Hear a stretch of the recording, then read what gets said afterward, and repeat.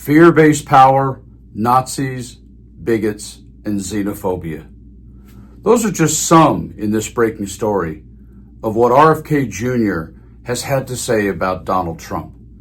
And while he's now in line in the cabinet to be the head of the Department of Health and Human Services, the truth of the matter is we have to ask ourselves, how much can someone really change and what's their real core goal? Because I'm all for change, but as we all know, once you get over the age of 50, there isn't necessarily a ton of things that you're going to change about the way you think. And yet amazingly, in this breaking story I'm going to share with you in a few seconds, Donald Trump's pick, RFK Jr., the man who left his infamous family and the Democratic Party to switch to being a Republican, makes you wonder what is the real pull for the need of political power and what will it make you actually do? This is a little bit about RFK Jr. And we're closely with Kennedy. Our Elizabeth Schulze tonight with our prime focus on RFK Jr. Robert F. Kennedy Jr. is President-elect Trump's pick to lead the Department of Health and Human Services, a move Trump had hinted he would make on the campaign. The announcement marks the culmination of a long political road for Kennedy, from longtime Democrat to independent presidential candidate to a nominee in the Trump cabinet. He suggested that we join forces as a unity party. It's an unlikely path for a man whose family has deep roots in the Democratic Party. But in recent years, he's been in the spotlight as a prominent vaccine skeptic, spreading debunked conspiracy theories, like on this Lex Fridman podcast. There's no vaccine that is, safe and effective. Pushing misinformation became a part of Kennedy's campaign when he launched his own bid for the presidency in April 2023. I've come here today to announce my candidacy for the Democratic nomination for President of the United States. Kennedy speaking exclusively with our Lindsay Davis about his decision to run. I felt like my country was being taken away from me. I felt like I wanted my children to grow up with the same pride in our country. Now, Kennedy is in line to take charge of the country's main health agency. Kennedy would oversee agencies like CDC, FDA, and NIH and have direct impact on public health policy. That includes the nation's vaccination programs, drug approvals, research priorities. This is a $1.7 trillion budget that can have direct impact on the lives of Americans. Kennedy's nomination sparked immediate alarm in the medical field. This August, with Kennedy polling in the single digits, he suspended his run, throwing his support behind Trump. Don't you want a president that's going to make America healthy again? So that has got to make us wonder how in just 8 short years, and it really is when you think about one's ideology, how could RFK Jr. get to that place there when the truth of the matter is, in this breaking story, this is where RFK Jr. was on Donald Trump just a handful of years ago. Listen. RFK Jr. compared Trump to Hitler and praised descriptions of his supporters as Nazis. Robert F. Kennedy Jr., President-elect Donald Trump's pick for Secretary of Health and Human Services, has a long history of scathing critiques against Trump, labeling him as a threat to democracy, a bully, and as recently as July, a terrible president.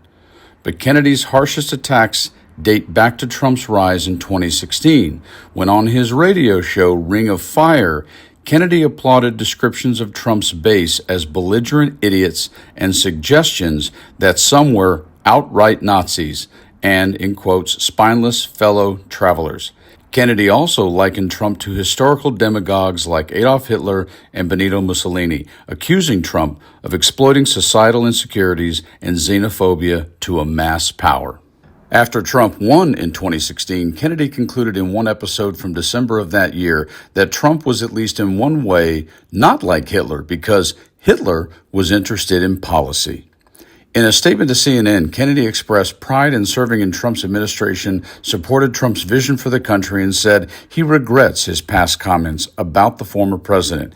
In quotes, like many Americans, I allowed myself to believe the mainstream media's distorted dystopian portrait of President Trump. I no longer hold this belief and now regret having made those statements.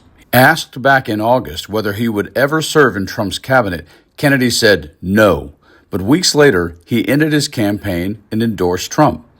In one episode of Ring and Fire from December 2016, Kennedy compared Trump's strategy to historical demagogues who rose during times of crisis. And we quote, "And you can see that every statement that Donald Trump makes is fear-based," Kennedy said in his radio show in December of 2016. Every statement he makes, we have to be fearful of Muslims. We have to be fearful of black people, and in particularly the big black guy, Obama, who's destroying this country, who's making everybody miserable.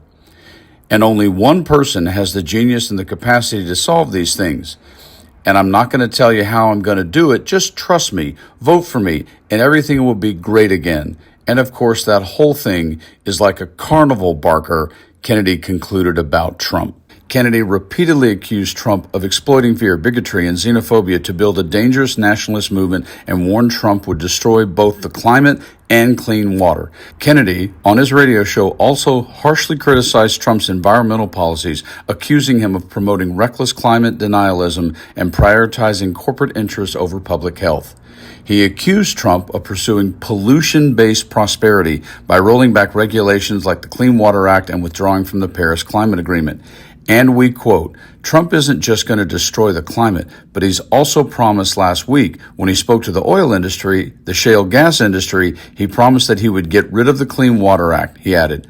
And we quote, "So he's just going to open the floodgates to every kind of pollution. Trump's prosperity is going to be pollution-based prosperity."